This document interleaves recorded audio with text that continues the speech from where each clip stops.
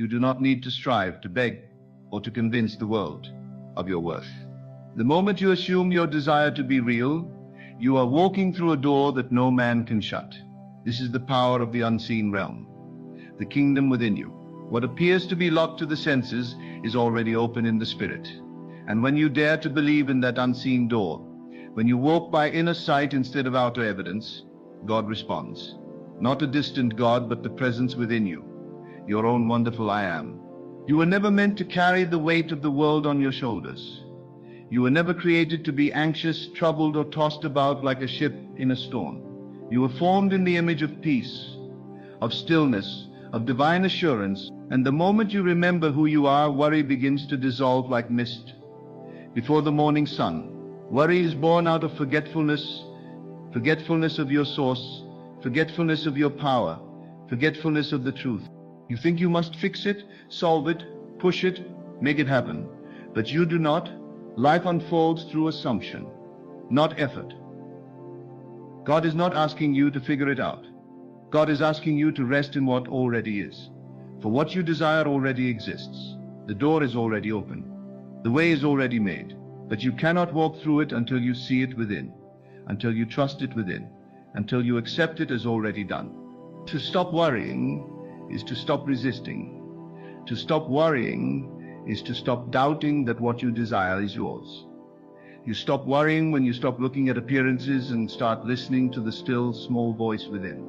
That voice that says, all is well. That voice that declares the end from the beginning. That voice that knows the answer before the question ever forms on your lips. You say you trust God, but trust is not a word. It is a feeling. It is an inner conviction. Trust is quiet confidence in the invisible. Trust is the refusal to be moved by what your senses tell you. Trust is the awareness that the thing you want is already yours, because you saw it within. And having seen it within, it must take form without. Every time you worry, you are imagining something you do not want. And imagination is the workshop of reality. If you use your imagination against yourself, do not be surprised when fear becomes your experience. But if you learn to imagine only the good, only the lovely, only the fulfilled desire, then worry fades like a shadow at noon. This is not about pretending that you feel peaceful while inwardly you tremble. No, this is about reconditioning your inner world. This is about persistently assuming that the answer is done, that God has already moved, that the path is clear even if you can't see it yet, that everything is aligning even while the outer world still looks the same. You don't beg for what's already yours. You don't plead with God to do what's already been done. You assume it. You live from the end. You rest in the feeling of the wish fulfilled. You let that feeling saturate your being. You walk through life not as someone hoping things will work out, but as one who knows they already have. When worry rises, it is only a signal. You've forgotten who you are. Come back. Return to the inner sanctuary.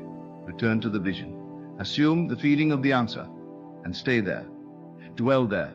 Live there. For it is in that sacred dwelling place that all things are added unto you. Not by might, not by struggle, but by alignment.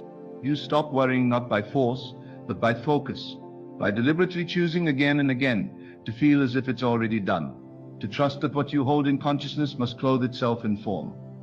God is not far off, waiting to bless you. God is the power moving through your imagination, fulfilling every image you persistently accept as true.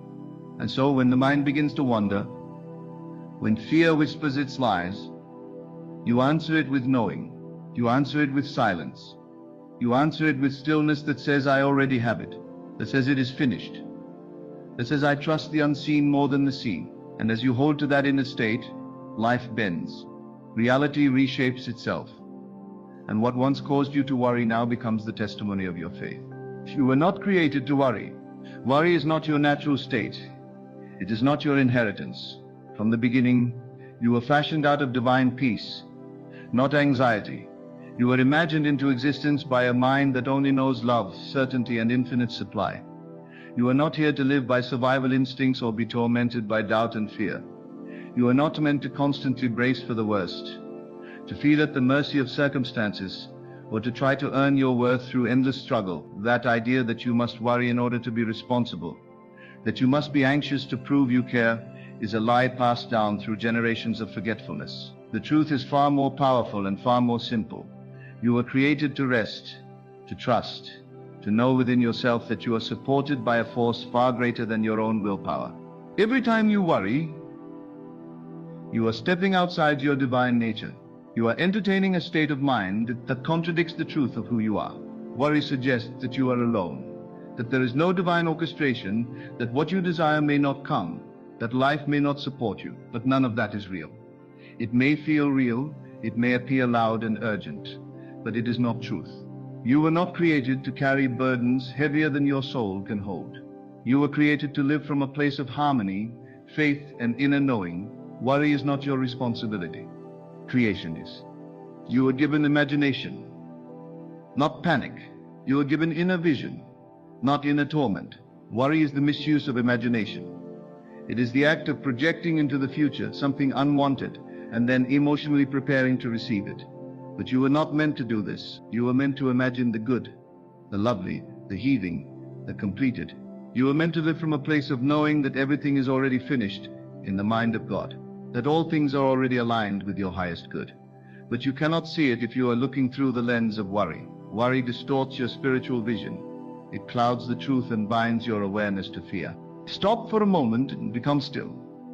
Not in your body, but in your mind. Ask yourself, what if everything is already working out for me? What if the timing is already perfect? What if the door is already open in the unseen realm, and all I need to do is walk in consciousness until it appears in form? This is the place of divine remembrance, the place where you begin to feel your true self again. Not the self defined by effort and external evidence, but the self that knows the truth by feeling it, not by seeing it. You are not designed to live reactively. You were designed to live imaginatively. Worry makes you reactive. It convinces you that the outer world determines your fate. But you were never meant to respond to circumstances as if they are your master. You were created to rule over them, to rise above appearances, to bring forth the unseen into the seen through the power of inner conviction. When you worry, you step into a false identity, one where you believe that you must do it all alone, where your faith wavers with every obstacle. But when you trust, truly trust, you return to the knowing that you are backed by an eternal promise, that all you need is already provided. Worry is a habit of those who have forgotten that God lives within. It is a pattern, not a destiny. It is a state, not a sentence. And you have the power to choose again. You have the power to return to stillness, to return to truth, to let go of control and rest in the divine rhythm of your life. Let yourself be held. Let yourself be led. You are not created to carry everything, to fix every detail, to map out every outcome. You are created to see the end from the beginning, to walk by inner vision, and to trust that what you see within must come to pass. This is not laziness. This is divine confidence. This is not passivity. This is spiritual alignment. For when you know the outcome within, you stop scrambling in the outer, you stop panicking over timing, you stop doubting the path, you stop worshipping appearances, and instead return to the place of knowing. In that place, worry cannot exist, not because problems disappear, but because you stop identifying with them. You no longer say, this is my lack, or this is my fear, or this is my obstacle. You begin to say, this is passing, but I am eternal. This is noise, but I am peace. This is a shadow, but I am the light. You were not created to worry. You were created to assume the state of the answered prayer, the completed journey, the fulfilled vision. And as you live in that state, worry withers. It cannot grow in the presence of sustained inner faith. It cannot thrive in the atmosphere of divine remembrance. You return to who you are, not a warrior, not a struggler, not a beggar, but a being of light, of authority, of creative power. And life unfolds through assumption, not effort. The world will tell you to push, to grind, to hustle, to make it happen at all costs. But divine law is different. It doesn't operate through strain. It operates through stillness, through certainty, through the quiet acceptance that what you desire is already done, already waiting for you to align with it. Assumption is the key that unlocks the door. Not assumption in the worldly sense, not a guess, not a gamble, but spiritual assumption. The inner acceptance that the end is already yours, that the desire fulfilled is the only reality worth entertaining. You do not manifest by chasing. You do not receive by doubting. You receive by stepping into the feeling of the thing you want, and living from that place as though it were already yours. This is the sacred art of assumption. This is the quiet power that shapes mountains and parts seas, not by force but by faith. You assume the state of the answered prayer. You occupy the mind of the fulfilled desire. You speak from the victory, not toward it. And as you persist in that state, the outer world conforms, not because you fought it, but because you believe beyond it. Effort belongs to the realm of separation. Assumption belongs to the realm of oneness. Effort says, I must do something to make this real. Assumption says, it is already real, and I now live in harmony with it. This is not denial. This is not delusion. This is the boldness of spiritual awareness, the unshakable knowing that inner reality creates outer form, that nothing happens outside of consciousness, that what you consistently accept as true within must express itself without. The reason so many stay trapped in cycles of worry and effort is because they are still trying to create from lack. They are still assuming that they do not yet have what they want, and therefore they must do to get it. But what you do will always flow from what you believe. What you attract will always reflect what you assume. If you live in a state of I don't have, then no matter how much you work, you are reinforcing the absence of your desire. But if you live in the state of I already received, then every action becomes inspired, every step becomes guided, every moment becomes a bridge to the inevitable. You are not here to make it happen. You are here to assume it's already happened. That assumption becomes your dwelling place. That dwelling place becomes your reality. For as within, so without. As you believe, so shall it be. Assumption doesn't mean you don't act. It means your action is no longer frantic. It is no longer rooted in fear. It flows naturally, easily, with divine timing and precision, because it is anchored in a state of already having. You no longer ask, how will this happen? You declare, it has already happened. I need only stay faithful to the vision. When you live by assumption, you shift from effort to embodiment. You are no longer trying to get something. You are now being someone. You are being the version of yourself who already received the thing. You are thinking like them, feeling like them, moving through the world like them. That inner embodiment is the signal, the frequency, the magnetic field that draws your desire to you, not through labor but through alignment. You begin to see that every delay, every silence, every closed door was never punishment. It was only waiting for your assumption to match the promise. Life is not withholding from you. It is responding to you. It is mirroring your dominant inner state. Change your state, and the reflection must change, not because you earned it, but because you assumed it. This is the simplicity of divine law. It does not ask for perfection. It asks for persistence. Persistence in the inner knowing. Persistence in the feeling of the wish fulfilled. Persistence in the assumption that what you see within is more real than what you see without. This is how the unseen becomes seen. This is how the impossible becomes inevitable. Not by the strength of your effort, but by the steadiness of your assumption. You live from the end, not toward it. You think from the desire fulfilled, not toward its fulfillment. You don't use prayer to beg. You use it to align. You don't use faith to cope. You use it to create. And creation is not a future event. It is a present awareness. The moment you assume it is done, something shifts in the unseen. The path begins to clear. The answer begins to form. The world, though it may seem unchanged, begins to bend around the one who dares to believe. And so you choose. In every moment you choose to worry or to assume. You choose to struggle or to trust. You choose to force or to align. One way leads to exhaustion. The other leads to peace. One builds a reality of fear. The other builds a reality of fulfillment. The choice is yours, and so is the power. Trust is not a word, it is a state of being. It is not something you say, it is something you feel. Many speak of trusting God, but their hearts remain in turmoil. Their minds are full of questions, doubts, and fearful imaginings. Trust, real trust, is silent. It does not argue with appearances. It does not demand evidence before it rests. It moves inward, settles into the unseen, and says quietly, it is already done. That is the essence of trust, not a desperate hoping, not a pleading prayer, but an inner agreement with the divine that what is promised is already fulfilled. You can only truly trust God when you have learned to trust the vision within yourself. The moment you see the desire clearly, and you feel the reality of it within, you are called to rest, to rest. not in the sense of inactivity, but in the sense of inward stillness, the absence of resistance. That stillness is the fruit of trust. Trust knows the seed is already planted and does not dig it up daily to check for growth. Trust allows the process to unfold without panic. It understands that delay is not denial, that silence is not abandonment. It believes in divine orchestration even when the outer world seems out of tune. When you walk by sight, you will always be tossed by the winds of uncertainty. The world will show you contradictions, closed doors, rejection, lack, and your senses will scream that things are not working. But trust does not live by the senses. Trust lives by the inner eye. It feels the truth of what is coming, even when it cannot yet be touched. That is the great divide between the one who trusts and the one who wavers. The one who wavers demands external proof before they feel peace. The one who trusts feels peace before the proof appears, and in doing so they become the cause of the manifestation. To say you trust God while feeling anxious is to live in contradiction.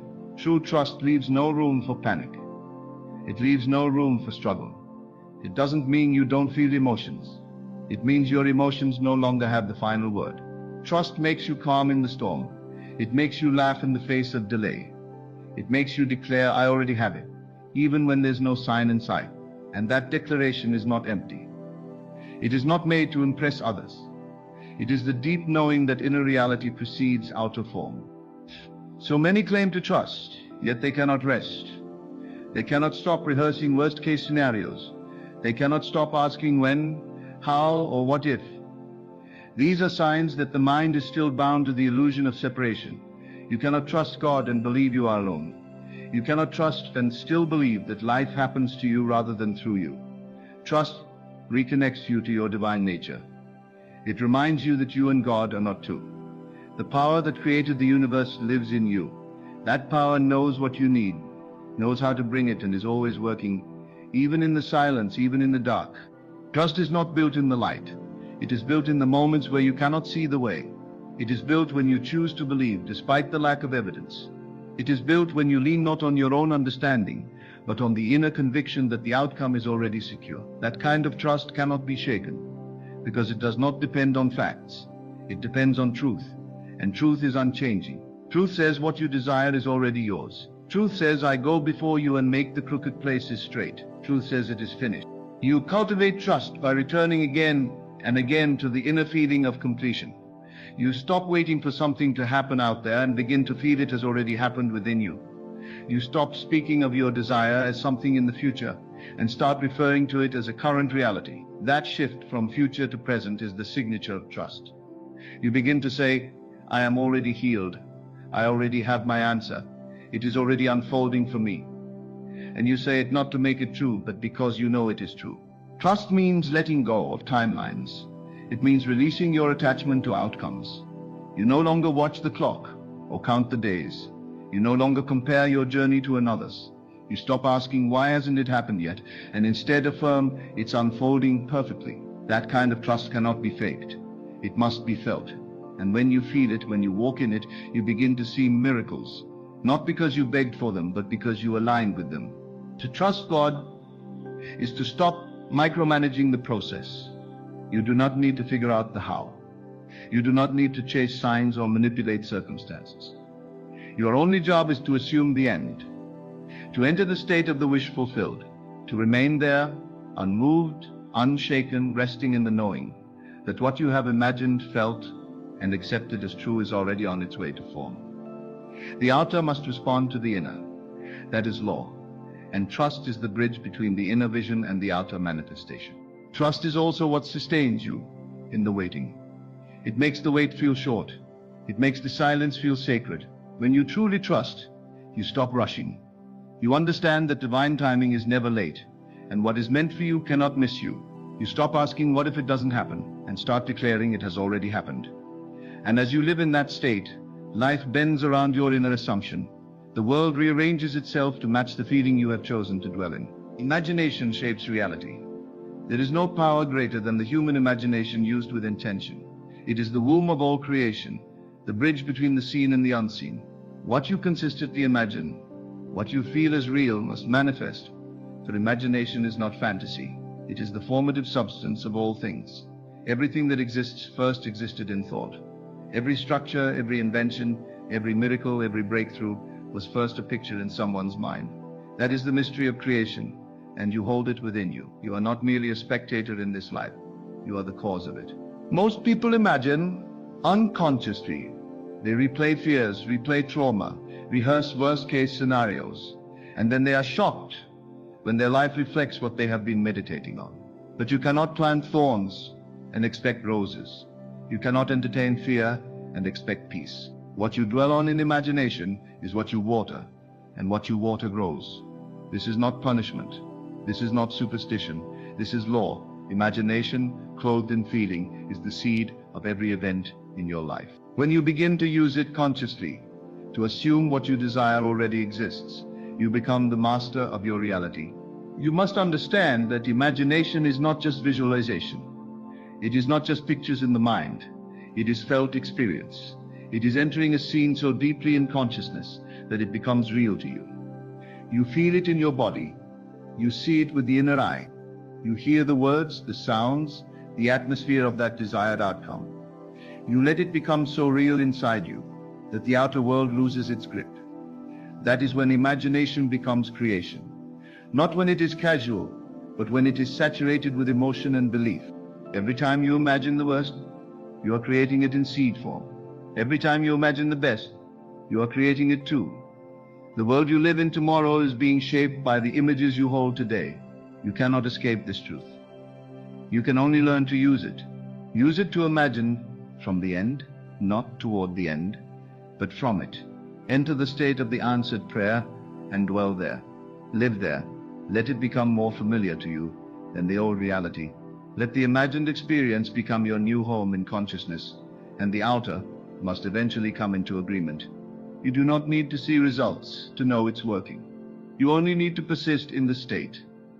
Reality is delayed, not denied. What you imagine now must take form if you hold to it. The longer you persist, the more inevitable it becomes. And it is not about intensity, it is about consistency.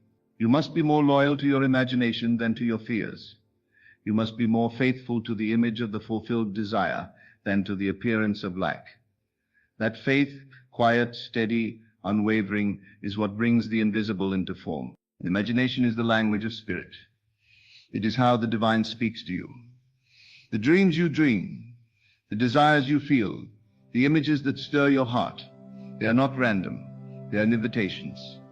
Invitations to enter a new state of being, a new timeline, a new reality. But you cannot visit the state and expect it to manifest. You must move in. You must dwell in the scene of your desire fulfilled and refuse to leave. You must feel the outcome as real and let that feeling lead your thoughts, your actions, your emotions. That is the power of conscious imagination. The world around you is simply a reflection of what you've been imagining. Persistently. If you want to change the world, you must first change the image you hold within. That image, when combined with feeling and faith, becomes the mold through which life flows. Do not underestimate the quiet moments you spend in inner vision. Those moments are not idle.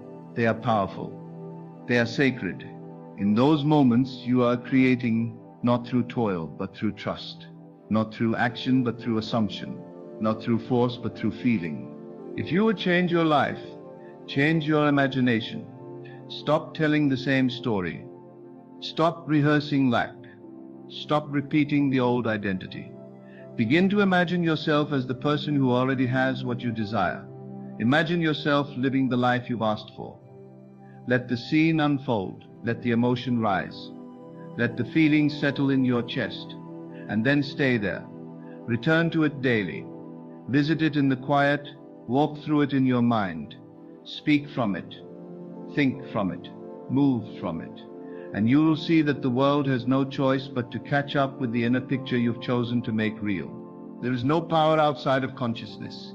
The world is not happening to you.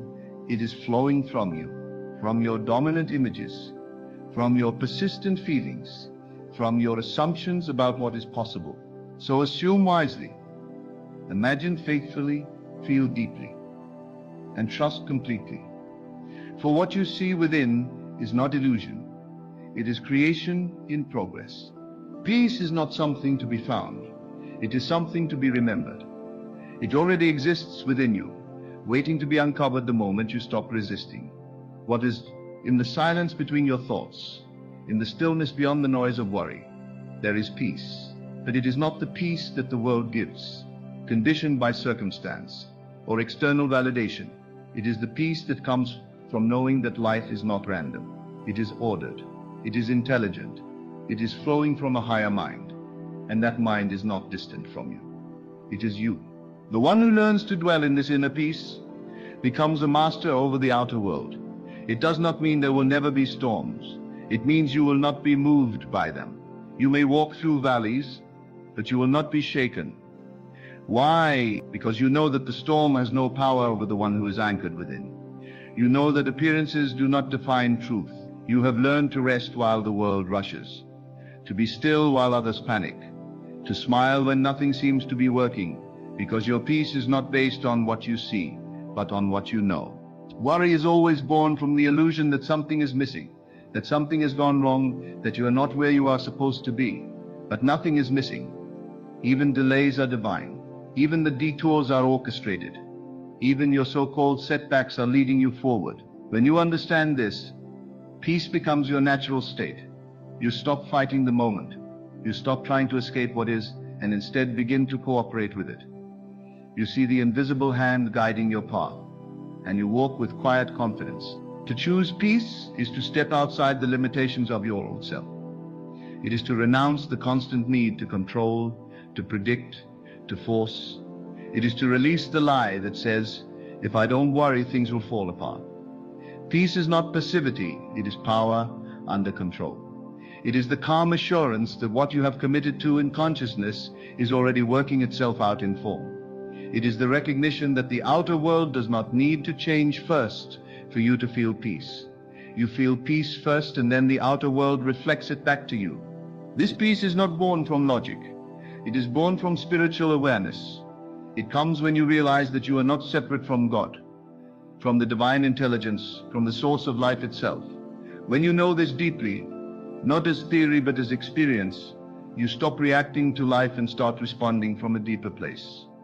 You stop asking, what should I do, and begin affirming all is well.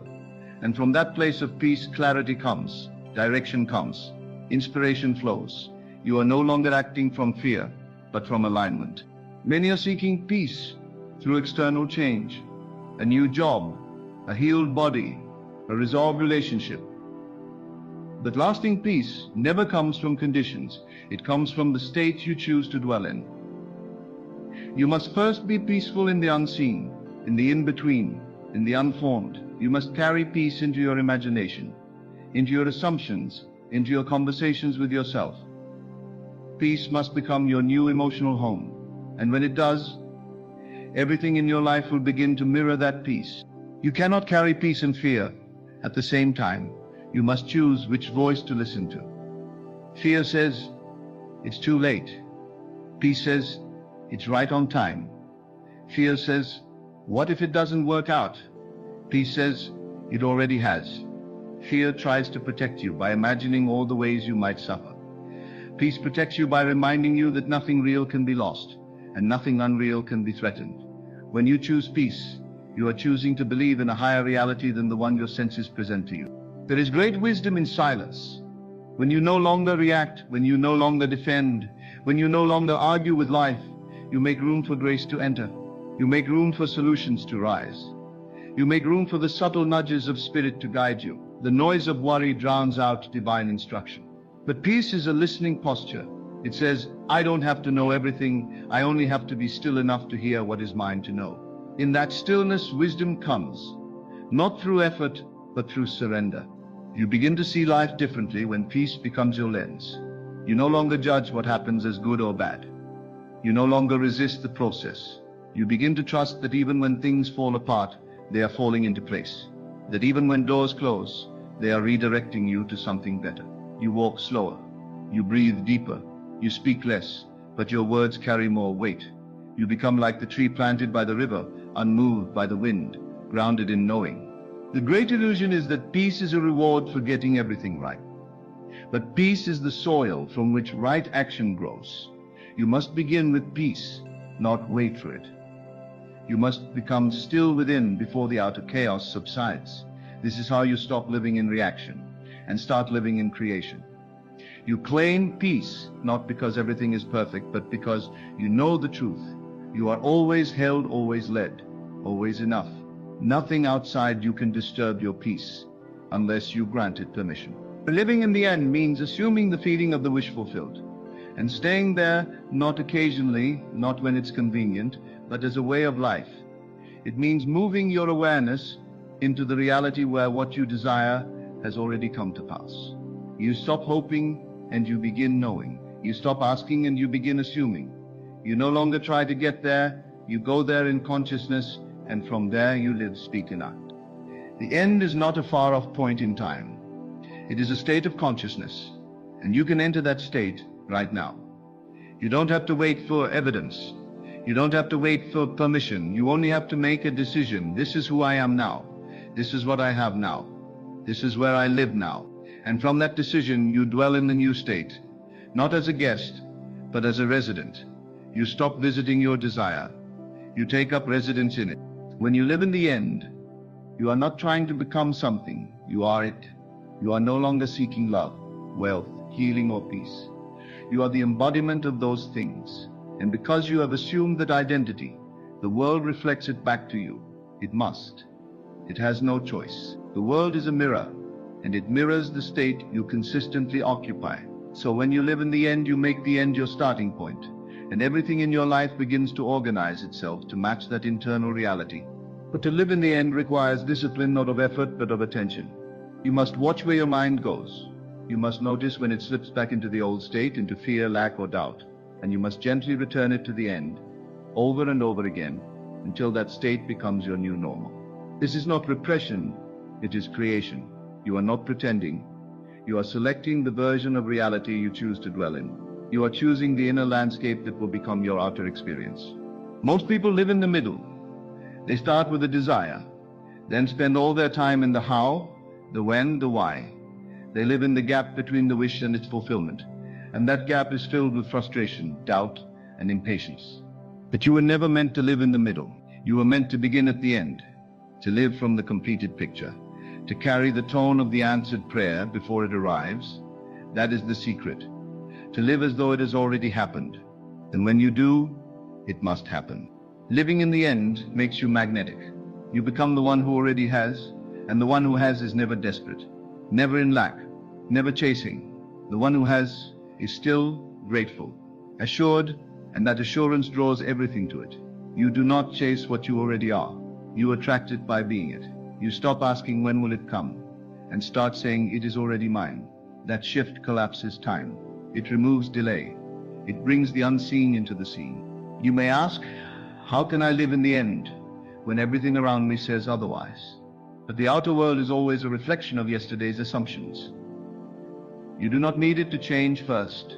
You only need to persist in the new state, and the world will catch up. Your job is not to argue with appearances, but to remain loyal to the end.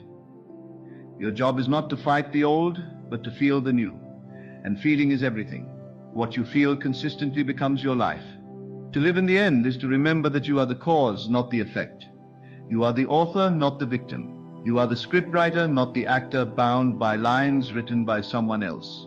You decide the outcome, and then you move your attention to that outcome and make it real within. Not one day, not someday. Now. The now moment is the only place where creation happens. And when you occupy that now with the energy of fulfillment, the world reshapes itself accordingly. There is no power in waiting.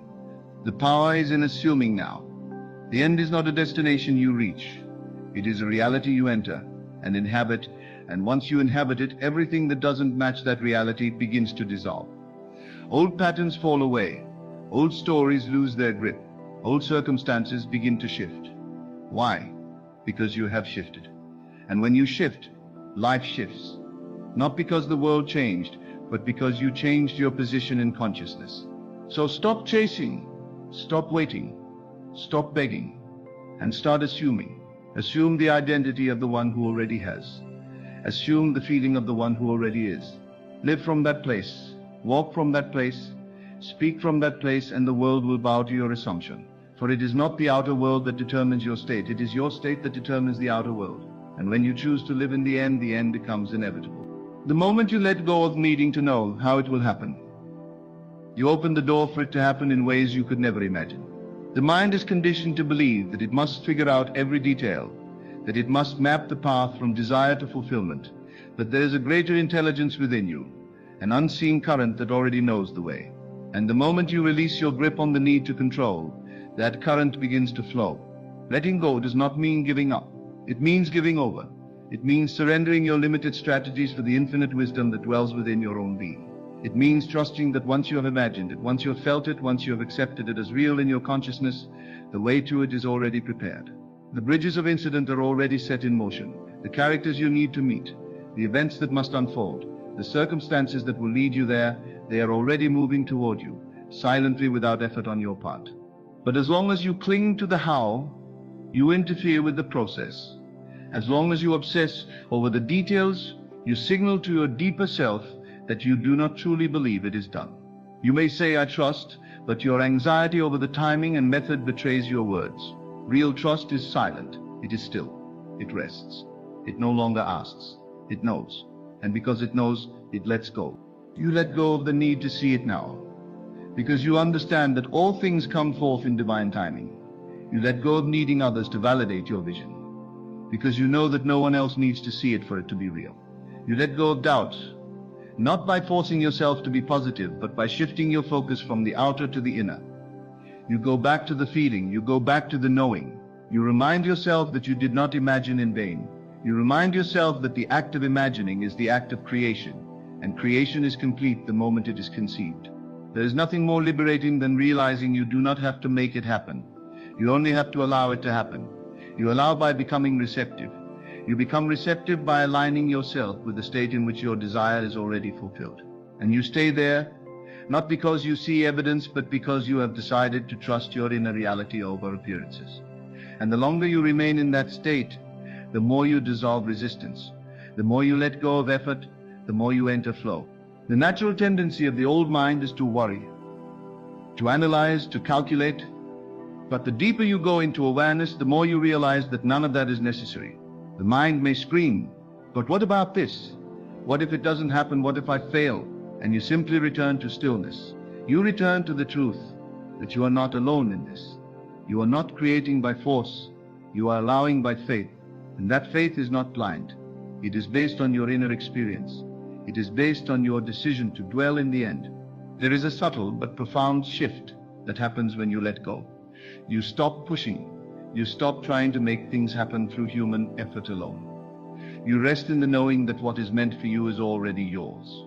And that knowing magnetizes it to you, not through striving, but through surrender. Not through performance, but through presence. You no longer carry the weight of your future. You trust that it is unfolding perfectly, and that trust becomes your peace. Letting go is not passive. It is deeply active in the invisible realms. It is the choice to remain loyal to the unseen. It is the decision to abide in the vibration of fulfillment even when nothing around you reflects it. It is the power of becoming empty, so that life can pour into you the form your imagination has constructed. The one who lets go becomes like the open hand.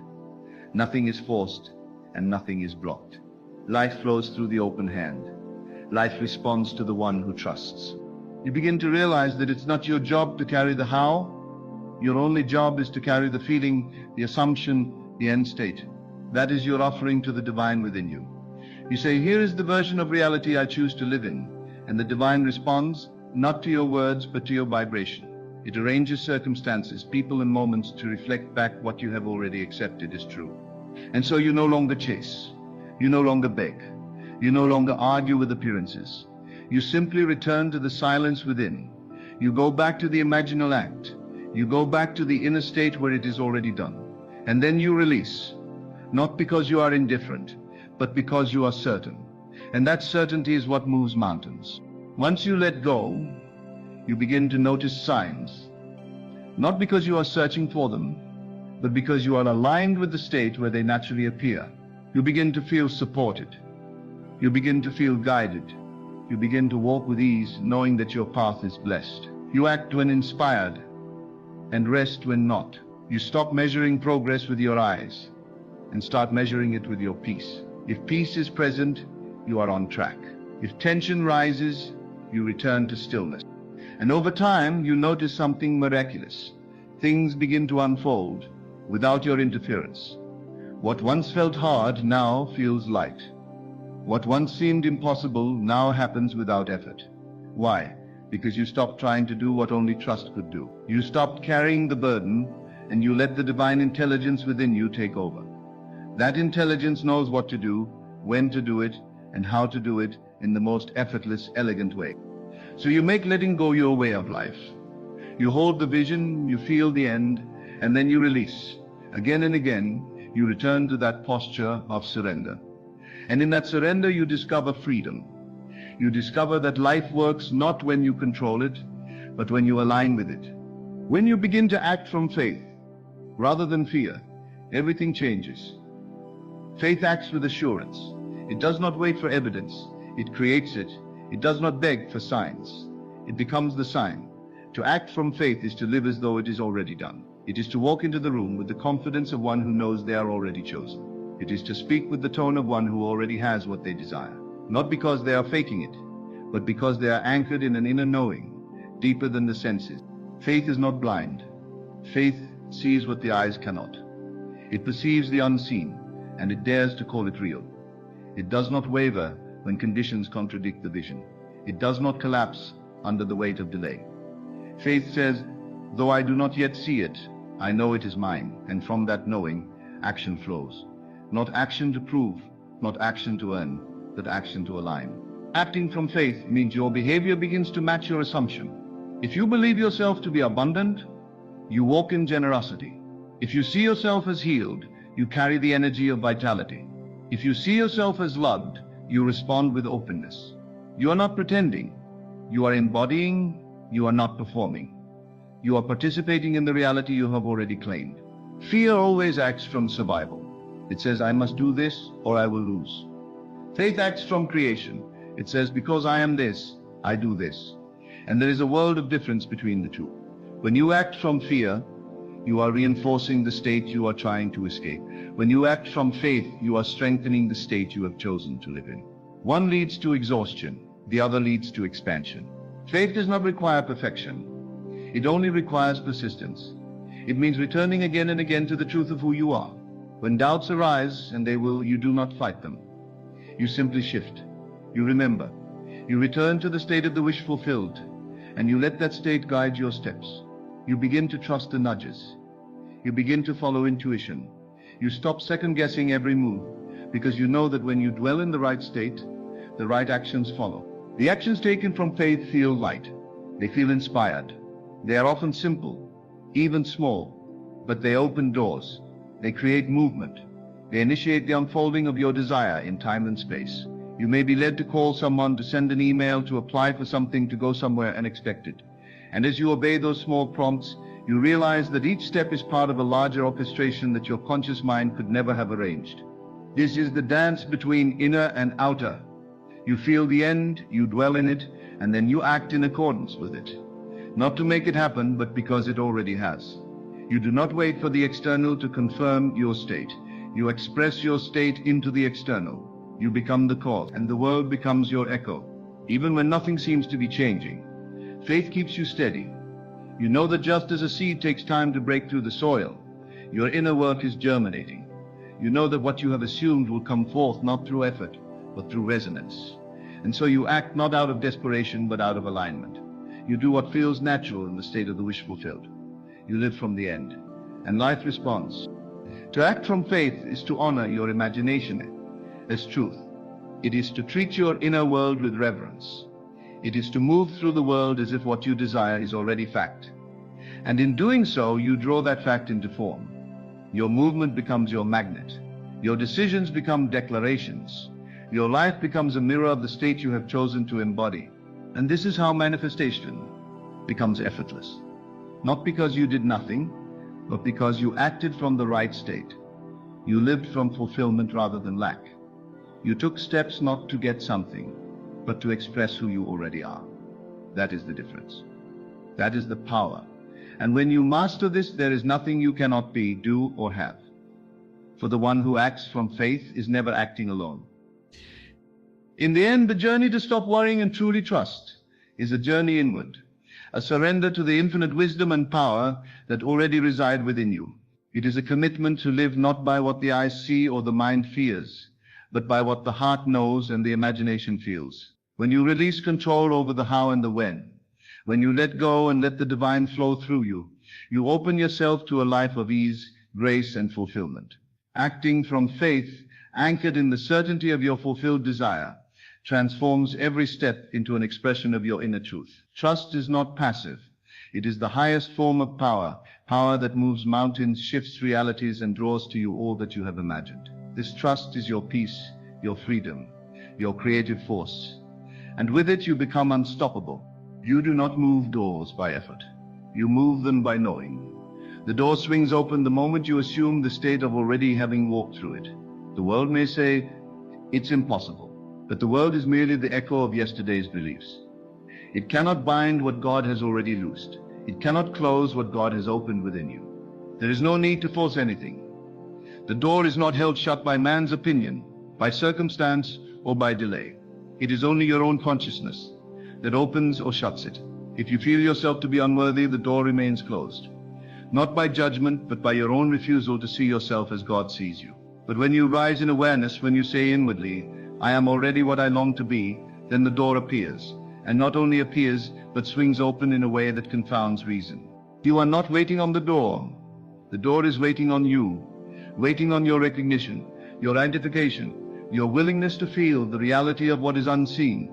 And when you do, you will find that no one, no system, no limitation, no voice of doubt can close what has been opened in spirit.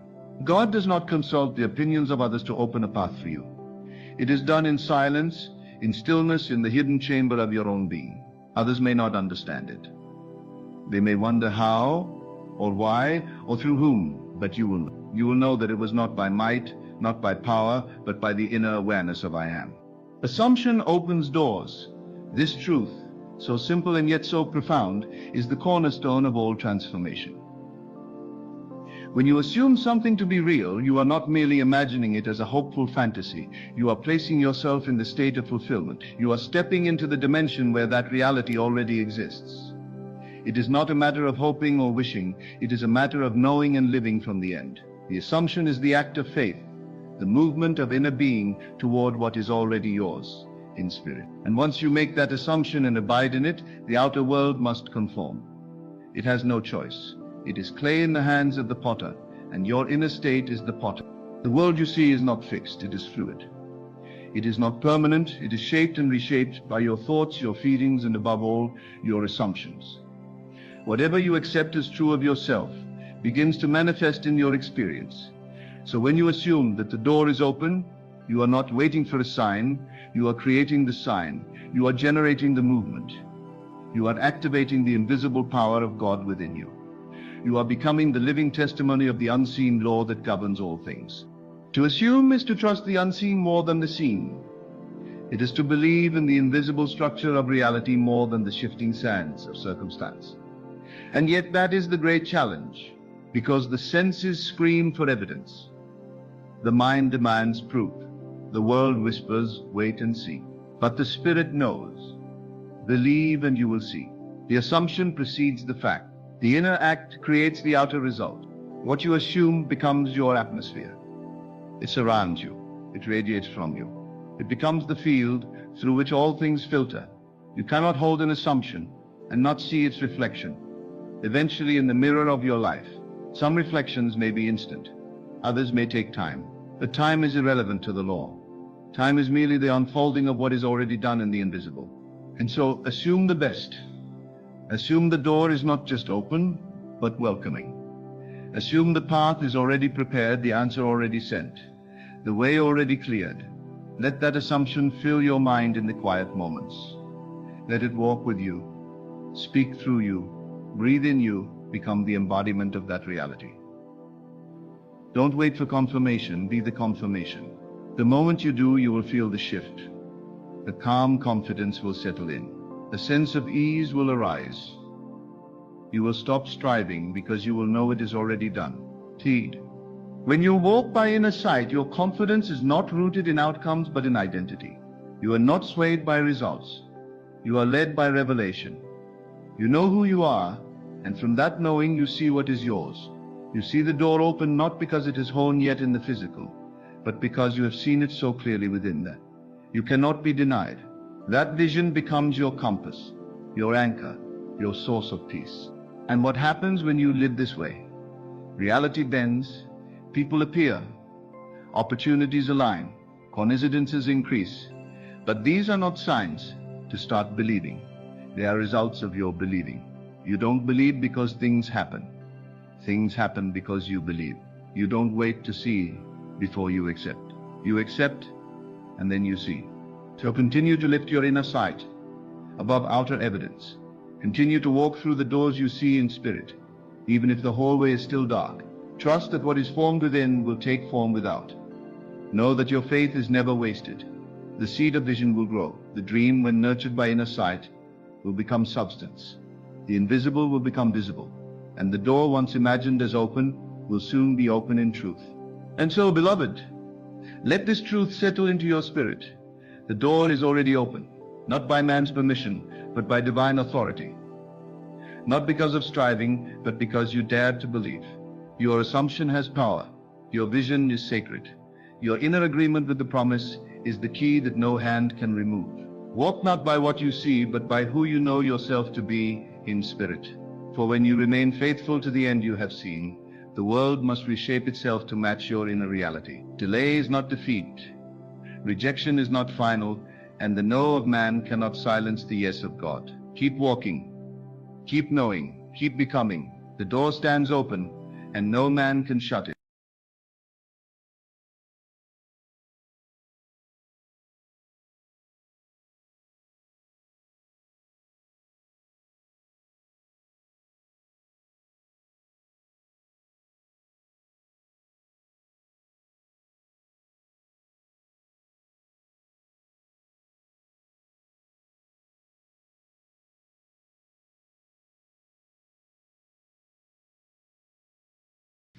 The road you walk may seem long and winding, and the destination feels hidden behind clouds of doubt and uncertainty.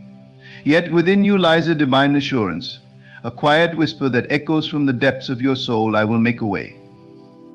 This is not the voice of your reasoning mind, but the infinite wisdom of God, who speaks directly to your heart. He does not see the obstacles as you see them, he sees only the victory that is already yours. What appears impossible in your world is but a moment of transformation in his. The closed doors, the dead ends, and the towering walls are illusions of limitation, meant not to hinder but to redirect you toward the path that is truly yours. God moves not according to human logic but according to divine purpose.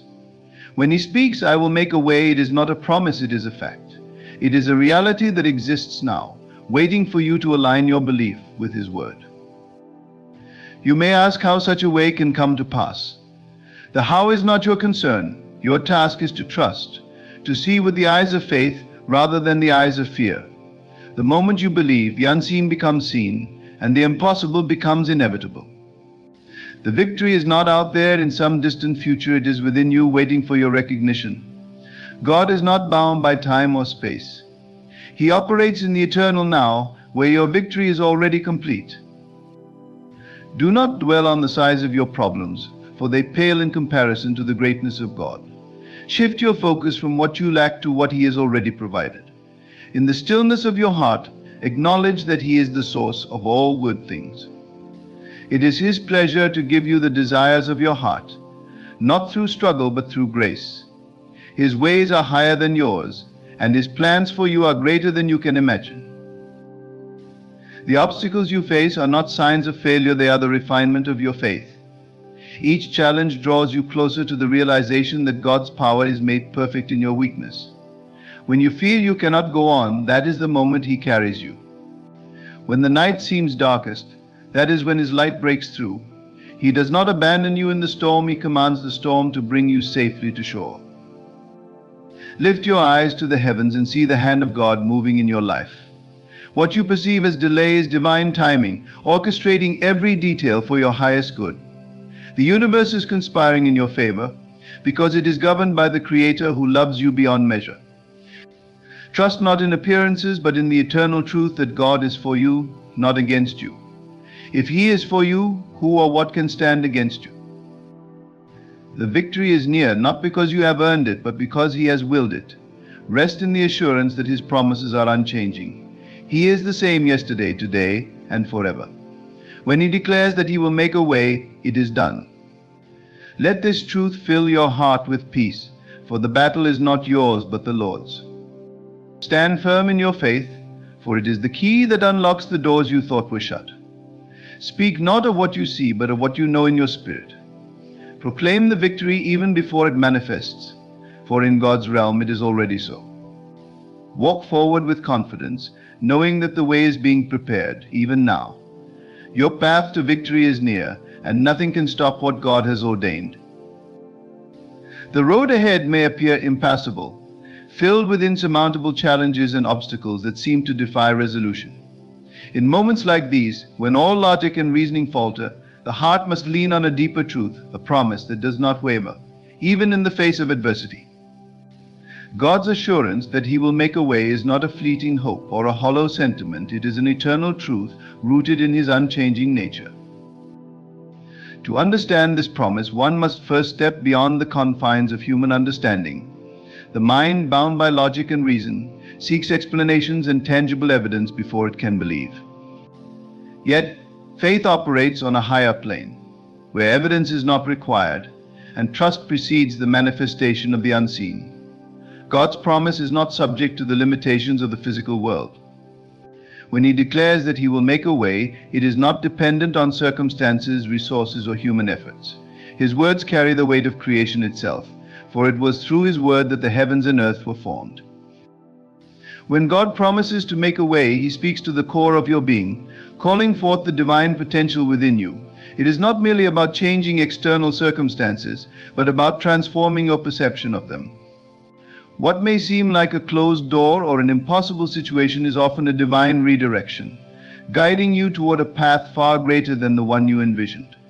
God's ways are higher than our ways, and His thoughts are higher than our thoughts. What looks like a dead end to the human eye is, in truth, the beginning of a miraculous unfolding. To trust in this promise is to release the need to control every aspect of your journey. It requires surrender, not as an act of defeat, but as an act of profound faith. Surrendering to God's will means acknowledging that His plan for your life is infinitely wiser and more loving than anything you could conceive. It means letting go of the fear that whispers, "What if it doesn't happen?" and embracing the certainty that, in God's timing, all things are made perfect. This trust is not passive, it is an active alignment with God's word. It is a choice to believe, even when circumstances suggest otherwise. Faith is not the absence of doubt, but the decision to move forward despite it. When you trust in God's promise, you align yourself with His power, opening the way for His miracles to manifest in your life. This trust does not demand that you have all the answers, it asks only that you believe the one who does. Consider the stories of those who walked this path before you. The Israelites, standing before the Red Sea with Pharaoh's army in pursuit, faced a situation that seemed utterly hopeless. Yet God made a way where there was no way, parting the waters and leading His people to safety. The walls of Jericho, impenetrable and unyielding, fell not through human strength but through obedience to God's instructions. Time and again, Scripture reveals that God specializes in the impossible, turning what seems like a barrier into a bridge. In your own life, the promise remains the same. God's nature does not change. The same power that parted the Red Sea and brought down Jericho's walls is at work in your circumstances. However, this power is activated through faith. To trust in God's promise is to speak His word over your life, declaring victory even before it is visible. It is to walk forward, not in fear but in confidence, knowing that the one who promised is faithful. Trusting in God's promise also means resisting the urge to rely solely on your own understanding. The human mind is limited, often clouded by doubt and fear. When you face challenges, it is natural to analyze, strategize, and seek solutions. While planning and effort have their place, they must be anchored in faith. Trusting in God's promise requires a shift from self-reliance to God-reliance. It means acknowledging that your strength alone is not enough, but His grace is sufficient. This journey of trust is not without its trials. There will be moments when the way forward seems hidden, when prayers appear unanswered, and when the weight of waiting feels unbearable. Yet even in these moments, God is at work. Delays are not denials, they are divine preparations. Every season of waiting refines your character, strengthens your faith, and prepares you for the blessings ahead. Trust is built in these quiet moments, where you choose to hold on to God's promise despite the silence. To trust in God's promise is also to find rest in His presence. The turmoil of worry and anxiety fades when you anchor yourself in His word. His promise becomes a refuge, a place of peace amidst the storm. This trust is not about ignoring reality, but about seeing a higher reality, God's reality. It is about knowing that His hand is guiding you, even when the path is unclear. It is about believing that He is working all things together for your good, even when you cannot yet see how. In trusting God's promise, you open yourself to His guidance. He speaks in stillness, in the quiet moments of prayer and reflection. His voice may not always come as a thunderous command. More often, it is a gentle nudge, a subtle direction that leads you forward. Trusting in His promise means being attentive to His voice, sensitive to His leading, and willing to follow wherever He guides. This trust is a partnership. While God promises to make a way, He invites you to walk in faith. It is not about passively waiting for circumstances to change, but about stepping forward, even when the ground ahead seems uncertain. Every step of faith reinforces your trust, and with each step, the way becomes clearer. God honors those who trust Him, rewarding their faith with breakthroughs that surpass understanding. To trust in God's promise is to rest in the assurance of His love. He does not promise to make a way out of obligation, but out of His boundless care for you. You are His beloved, and His plans for you are good. When He says, "I will make a way," it is not a mere possibility, it is a certainty. Trust in this truth, and you will see the impossible become possible, the unseen become seen, and the way made clear. Life often feels like a series of trials and challenges that demand your attention, energy, and focus. The human mind naturally gravitates toward these difficulties, scrutinizing every obstacle, every problem, and every potential setback. It is easy to become consumed by the enormity of what stands before you. The mind fixates on limitations, replaying fears and doubts, until they feel larger than life itself. But this fixation blinds you to a greater truth, a divine reality that transcends these apparent difficulties. What you focus on, you empower. When you dwell on obstacles, you feed them your energy, allowing them to grow larger in your perception. The closed door, the lack of resources, or the rejection you face can become towering giants if you let them. Yet God calls you to shift your gaze, to lift your eyes from the temporary troubles of this world and fix them on His eternal promise. This is not a denial of reality, but an awakening to a higher reality, a truth that God's power is greater than any challenge you face. The divine assurance of victory is not rooted in what you see with your physical eyes, but in what you know within your spirit. The eyes of faith perceive beyond the tangible, recognizing that God is already at work, even in situations that seem impossible. This assurance is not based on your own strength, wisdom, or ability. It is anchored in the unchanging nature of God. He is faithful, and His promises are sure. When He declares victory, it is not a wish or a possibility, it is a certainty waiting to unfold. Shifting your focus from obstacles to divine assurance requires a deliberate act of will. It is a choice to reject fear and embrace faith. Fear whispers that the mountain is too high, the river too wide, the enemy too strong. Faith, on the other hand, declares that the mountain will move, the river will part, and the enemy will be defeated not by your might but by the power of God. Faith is not blind optimism, it is a profound trust in the one who holds all things in His hands. The challenges you face, no matter how daunting, are not the final word in your story. They are temporary conditions, subject to change under the authority of God's Word. When you shift your focus, you begin to see these challenges for what they truly are: opportunities for God to demonstrate His glory in your life. What appears as a setback is often a setup for a breakthrough. The walls that seem to block your path are the very walls that God will use to reveal His power. This shift in focus transforms your perspective. Instead of seeing problems as insurmountable, you begin to see them as stepping stones. Each challenge becomes a chance to grow in faith, to deepen your trust in God, and to witness His miraculous provision. The weight of worry and anxiety lifts as you realize that the battle is not yours but God's. He fights for you, and His victory is assured. All you are called to do is believe and move forward in faith. When you fix your eyes on God's promise, you align yourself with His power. Your thoughts, words, and actions begin to reflect His truth rather than the lies of fear. This alignment is not merely a mental exercise, it is a spiritual transformation. It changes the way you approach life, replacing doubt with confidence, despair with hope, and striving with peace. The obstacles that once loomed large now seem small in the light of His greatness. To focus on divine assurance is also to acknowledge God's sovereignty over all things. He is not limited by time, space, or circumstance. The situation that seems beyond repair to you is well within His ability to redeem. The resources you lack, the opportunities you've missed, the mistakes you've made, none of these can thwart His plans for your life.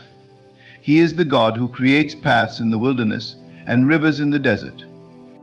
His power is not diminished by your challenges, it is magnified through them.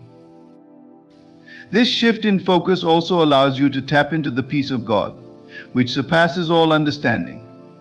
When you rest in the assurance of His victory, you are no longer tossed about by the storms of life. The waves may rise and the winds may howl, but your foundation is secure. You know that the God who calmed the sea with a word is the same God who speaks peace into your life. This peace is not the absence of trouble, but the presence of God in the midst of it. As you embrace this divine assurance, you begin to see God's hand at work in every aspect of your life. What seemed like coincidences or random events are revealed as part of His divine orchestration. Doors that were closed begin to open, often in ways you never expected. People, opportunities, and resources are drawn into your life, not by chance but by His design. This is the power of shifting your focus. When you look to Him, you invite His miracles into your reality. This transformation is not instant, nor is it without its struggles. There will be moments when doubt creeps in, when the weight of the challenges you face feels overwhelming. In these moments, remind yourself of who God is. Speak His promises over your life, declaring victory even when it seems far away. Surround yourself with His word, letting it saturate your mind and heart. Faith comes by hearing, and hearing by the word of God.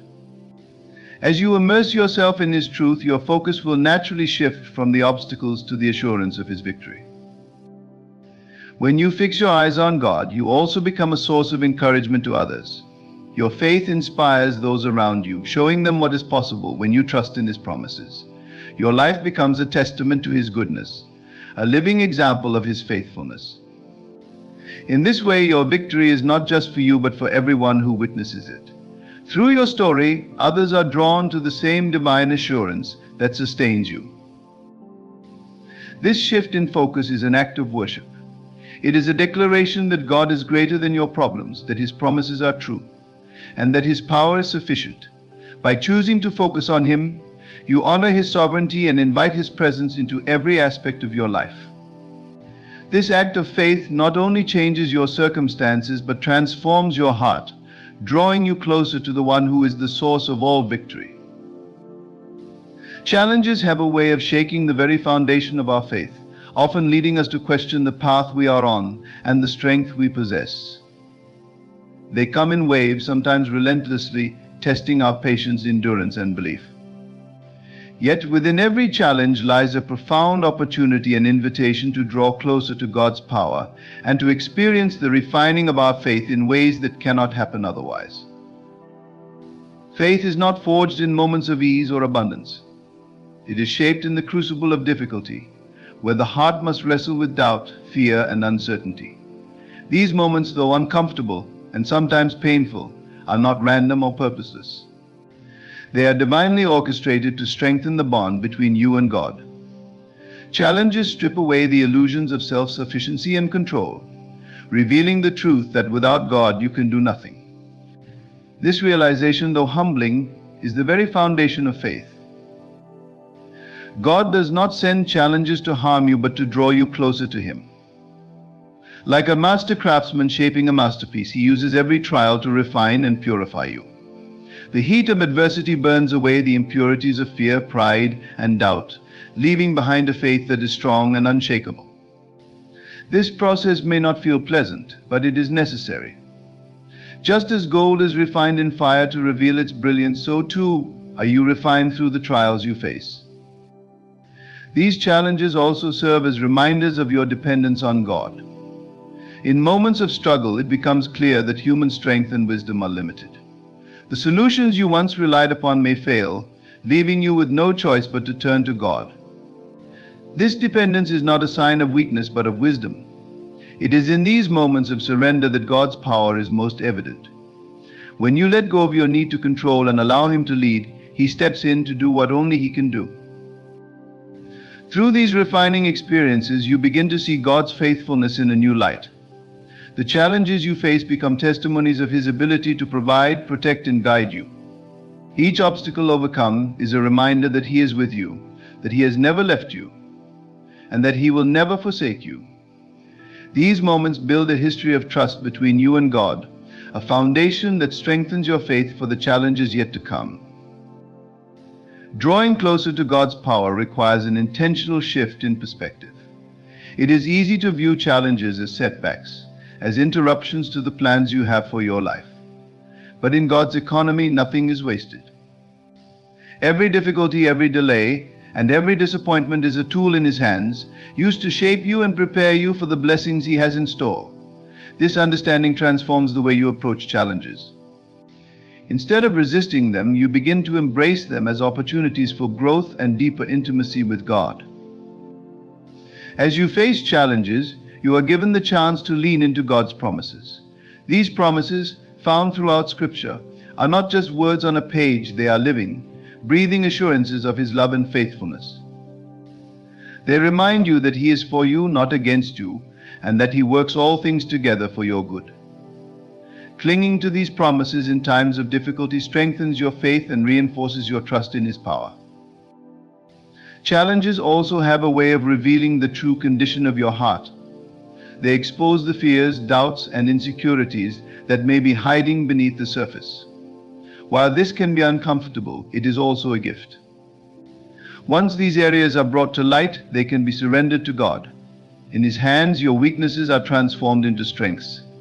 The very things that once held you back become the platforms from which His glory is revealed. In drawing closer to God's power, you also learn to rely on His guidance. Challenges often leave you feeling uncertain about which direction to take or what steps to make. This uncertainty is an invitation to seek His wisdom. God speaks in the stillness, in the moments of quiet prayer and reflection. As you turn to Him for direction, you cultivate a deeper sensitivity to His voice. This reliance on His guidance not only helps you navigate the challenges you face, but also strengthens your relationship with Him. The refining power of challenges extends beyond your individual journey. As your faith grows and your trust in God deepens, you become a source of encouragement for others.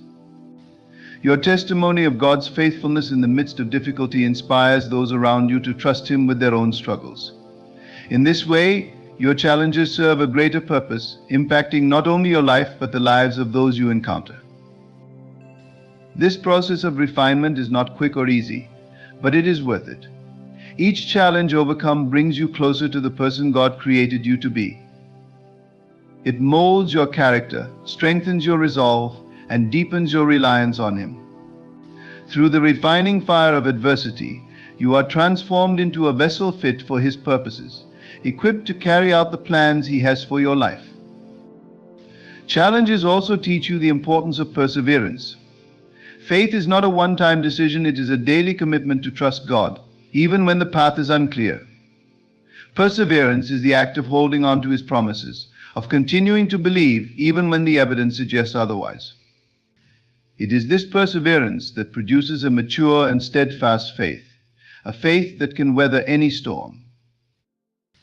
As you draw closer to God's power, you begin to see His hand at work in every aspect of your life. The challenges that once seemed overwhelming now serve as reminders of His strength.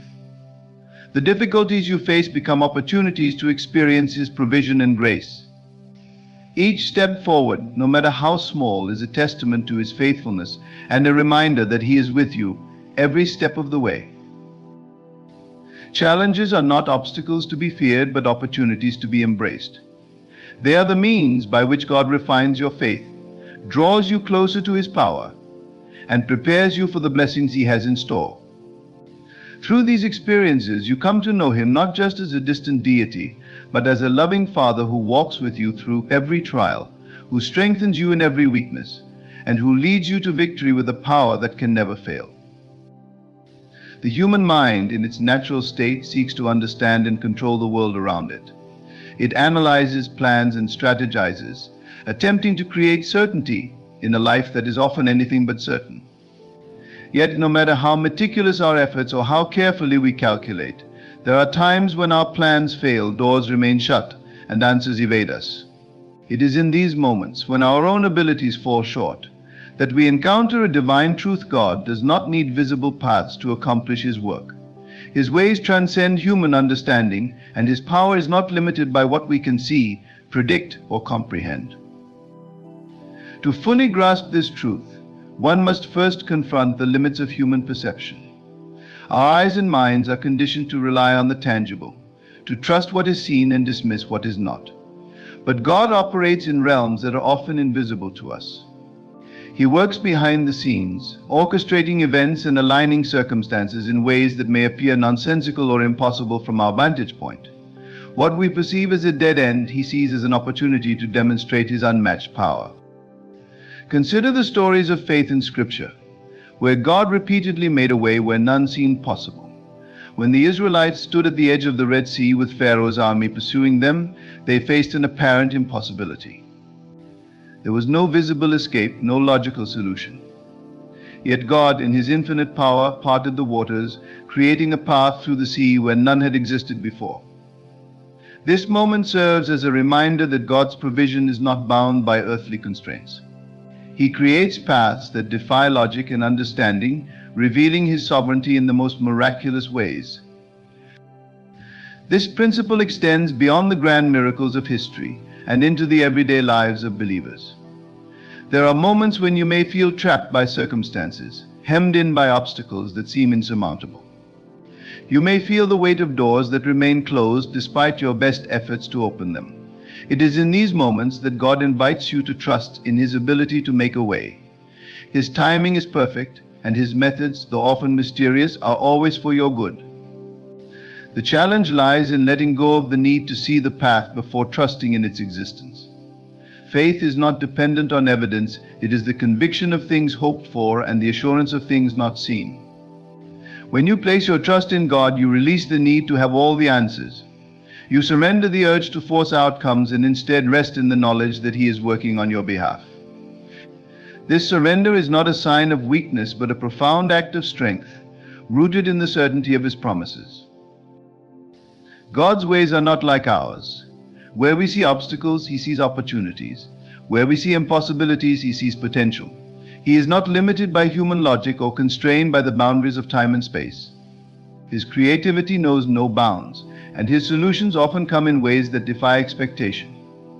The path He provides may not look like what you envisioned, but it will always lead to His intended destination.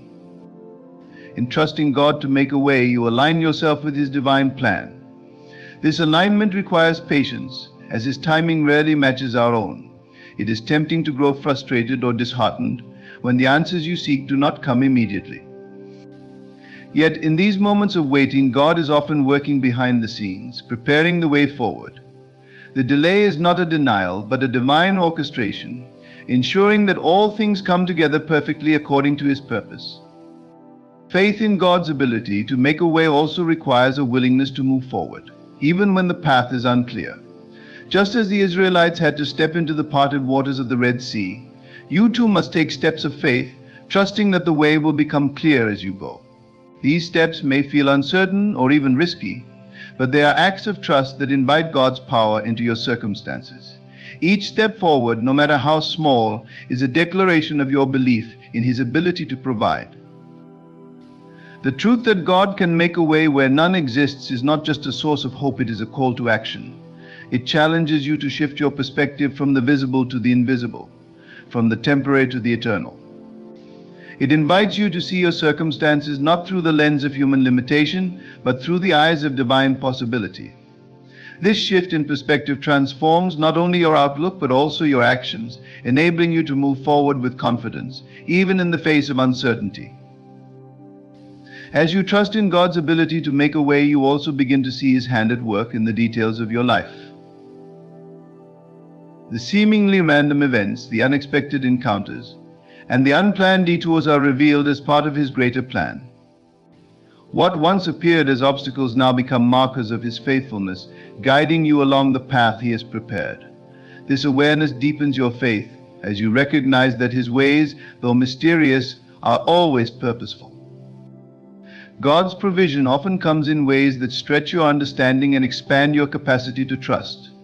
He may provide solutions that challenge your expectations or lead you down paths that seem unfamiliar. Yet in these moments you are reminded of His sovereignty and His ability to work all things together for good. The path He creates may not always be easy, but it will always be right, leading you closer to Him and to the fulfillment of His promises. Trusting God to make a way where none exists is an act of worship. It is an acknowledgement of His power, wisdom, and love.